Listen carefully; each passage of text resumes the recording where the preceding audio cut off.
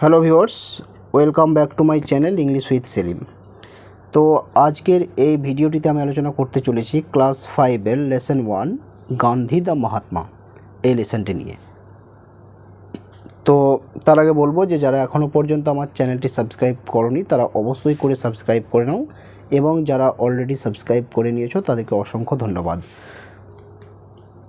One day a little boy visited Mahatma Gandhi. তো এখানে বলা হচ্ছে যে একদিন একটা ছোট ছেলে মহাত্মা গান্ধীকে পরিদর্শন করেছিল বা দেখা করেছিল। গান্ধীজির ড্রেস সারপ্রাইজড দ্য বয়। গান্ধীজির ড্রেস অর্থাৎ পোশাক সেটা তাকে অবাক করে দিয়েছিল। Such a great man without a shirt he wandered. তো সে অবাক হয়ে ভাবল যে এরকম ধরনের একজন মহান মানুষের গায়ে জামা নেই। Why don't you wear a shirt Gandhiji? Gandhiji আপনি জামা পরে নাই কেন? The little boy asked. ছোটো ছেলেটি জিজ্ঞেস করলো। ওকে, তো হোয়ার ইজ দ্য মানি সান? ছেলে বা হে বাছা, টাকা কোথায় পাবো? গান্ধীজি আস্কড। গান্ধীজি জিজ্ঞেস করলেন যে টাকা কোথায় পাবো ছেলে। জেন্টলি অর্থাৎ মৃদুভাবে তিনি জিজ্ঞেস করলেন কথাটি, ঠিক আছে, যে টাকা কোথায় পাবো বাছা। I am very poor. আমি খুব গরিব। I cannot buy a shirt. আমি জামা কিনতে পারি না। The boy felt pity. ছেলেটি করুণা অনুভব করল। My mother sews well. অর্থাৎ আমার মা খুব ভালো সেলাই করতে পারেন। হি সেড। সে বলল। She makes all my clothes. তিনি আমার সমস্ত জামা কাপড় তৈরি করে দেন। I will ask her to sew a shirt for you. আমি তাকে বলবো আপনার জন্য একটা জামা তৈরি করে দিতে। তো তখন গান্ধীজি কি বলছেন? How many shirts can your mother make? Gandhiji asked. তো তখন গান্ধীজি জিজ্ঞেস করলেন যে তোমার মা কতগুলো জামা তৈরি করতে পারবেন? তখন ছেলেটি বলছে just tell me how many you need. তো ছেলেটি তখন বলছে যে কেবল আমাকে বলুন যে আপনার কতগুলো দরকার। Said the boy. ছেলেটি বলল। She will make as many as you want. অর্থাৎ তিনি তৈরি করে দেবেন আপনার যতগুলো দরকার বা আপনি যতগুলো চাইবেন ততগুলোই কিন্তু তিনি তৈরি করে দেবেন। Gandhiji thought for a moment. তো গান্ধীজি তখন কিছুক্ষণের জন্য ভাবলেন। Then he said. তারপরে তিনি বললেন, I have a very large family son. হে বাছা, আমার একটি অত্যন্ত বড় পরিবার রয়েছে। I have 40 crore brothers and sisters. আমার 40 কোটি ভাই বোন রয়েছে। Till every one of them has a shirt how can I wear one. তো যতক্ষণ না পর্যন্ত তাদের একটি করে জামা হচ্ছে ততক্ষণ না পর্যন্ত আমি কিভাবে জামা পরতে পারি? গান্ধীজি আস্কড। গান্ধীজি জিজ্ঞেস করলেন। The reply surprised the boy. তো সেই উত্তরটা ছেলেটাকে অবাক করে দিয়ে এলো। 40 crore ব্রাদার্স অ্যান্ড সিস্টার্স, 40 কোটি ভাই বোন। Gandhiji was right. তো গান্ধীজি ঠিকই কথা বলেছিলেন। আফটার অল, সর্বোপরি, গান্ধীজি ফেল্ট অর্থাৎ গান্ধীজি অনুভব করতেন বা মনে করতেন all the people of India, ভারতের সমস্ত জনগণকে ওয়ার হিজ ফ্যামিলি মেম্বার্স, তার পরিবারের সদস্য হিসেবে।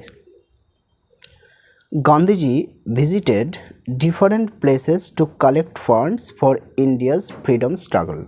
তো এখানে বলা হচ্ছে গান্ধীজি পরিদর্শন করতেন ডিফারেন্ট প্লেসেস অর্থাৎ বিভিন্ন জায়গা। ওকে, কি করতেন? টু কালেক্ট অর্থাৎ সংগ্রহ করতে, ফান্ডস অর্থ, তাহলে অর্থ সংগ্রহের জন্য, ওকে, বা অর্থ সংগ্রহ করতে গান্ধীজি বিভিন্ন জায়গা পরিদর্শন করতেন। কিসের জন্য অর্থ সংগ্রহ করতেন উনি? ফর ইন্ডিয়াস ফ্রিডম স্ট্রাগল অর্থাৎ ভারতের স্বাধীনতা সংগ্রামের জন্য। Once he visited Odisha. একসময় তিনি কিন্তু ওড়িশা গিয়েছিলেন বা পরিদর্শন করেছিলেন। There he met an old woman. সেখানে ওনার দেখা হয়েছিল একজন বৃদ্ধা মহিলার সঙ্গে। She could not stand straight. তিনি সোজা হয়ে দাঁড়াতে পারতেন না। Her hair was grey. তার চুলগুলো ছিল ধূসর রঙের। Her sari was torn. তার পরনে যে পোশাকটা ছিল সেই পোশাকটা ছিল অর্থাৎ শাড়িটা ছিল ছেঁড়া। সি ওয়েন্ট নিয়ার গান্ধীজি, তিনি গান্ধীজির কাছে গিয়েছিলেন। অ্যান্ড টাচড হিজ ফিট, এবং তার চরণ স্পর্শ করেছিলেন। Then she gave him a coin, তারপর তিনি তাকে একটা কয়েন মানে মুদ্রা বা পয়সা দিয়েছিলেন। Jamnalal Bajaj's duty was to keep the funds, তো জামনালাল বাজাজের কর্তব্য ছিল সংগৃহীত অর্থের হিসাবপত্র রাখা। He asked Gandhiji for the coin, তো তিনি গান্ধীজির কাছে সেই কয়েনটা চাইলেন বা মুদ্রাটা চাইলেন। বাট গান্ধীজি রিফিউজড, কিন্তু গান্ধীজি প্রত্যাখ্যান করলেন বা অস্বীকার করলেন সেই কয়েনটা বা মুদ্রাটা দিতে। জামনালাল ওয়াজ সারপ্রাইজড, জামনালাল অবাক হয়ে গেলেন। I keep thousand of rupees, আমি হাজার হাজার টাকার হিসেব রাখি। জামনালাল সেড, জামনালাল বললেন। This coin is worth much more than those thousands, অর্থাৎ সেই হাজার হাজার টাকার থেকে এই কয়েনটার মূল্য আমার কাছে অনেক বেশি। গান্ধীজি টোল্ড হিম, গান্ধীজি তাকে বললেন। If a man has lakhs, যদি একটা মানুষের লাখ লাখ টাকা থাকে, হি ক্যান গিভ 1,000 or 2, তাহলে তিনি 2-1,000 টাকা দান করে দিতে পারেন, অর্থাৎ করতেই পারেন 2-1,000 টাকা দান তিনি।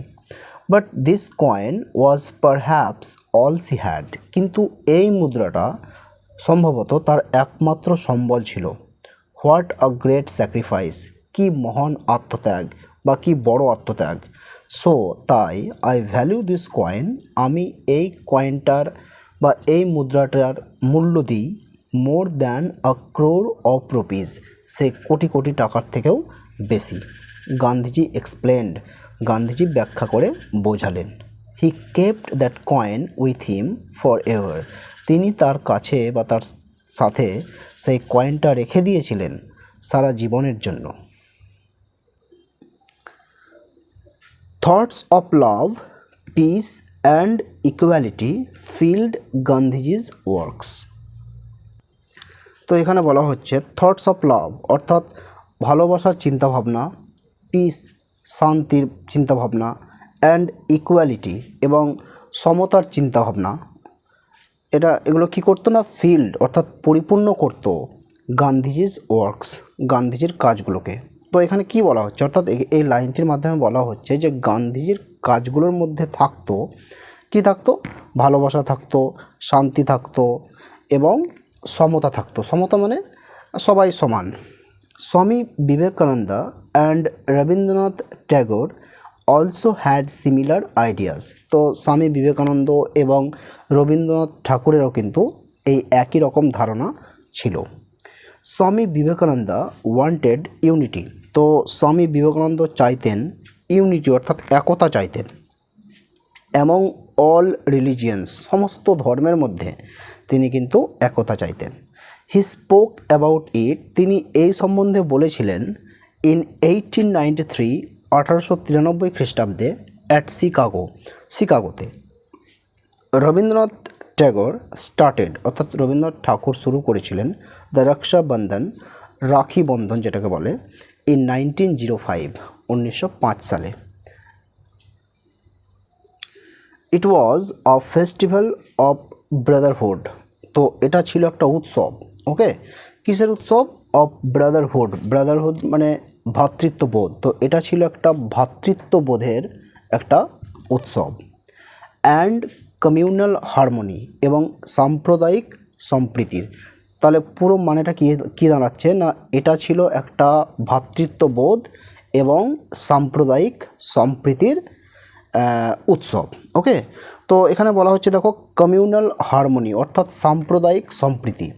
তো এখানে সাম্প্রদায়িক সম্প্রীতি মানেটা কী বোঝাচ্ছে? সাম্প্রদায়িক সম্প্রীতি মানে হচ্ছে বিভিন্ন ধর্মে বিশ্বাসী মানুষদের মধ্যে ভালো সম্পর্ক, ঠিক আছে, সেটাকেই বলছে কমিউনাল হারমোনি অর্থাৎ সাম্প্রদায়িক সম্প্রীতি। দিস থ্রি গ্রেট মেন, এই তিনজন মহান মানুষ, হ্যাভ বিকাম ইমর্টাল, অমর হয়ে গিয়েছেন, for their thoughts and works, তাদের চিন্তাভাবনা এবং তাদের কাজের জন্য। তো বন্ধুরা, আজকের ভিডিওটি এই পর্যন্তই। তোমাদের যদি ভিডিওটা ভালো লাগে তো অবশ্যই ভিডিওটিতে লাইক দেবে এবং আমার চ্যানেলটি সাবস্ক্রাইব করে আমাদের সঙ্গে থাকবে।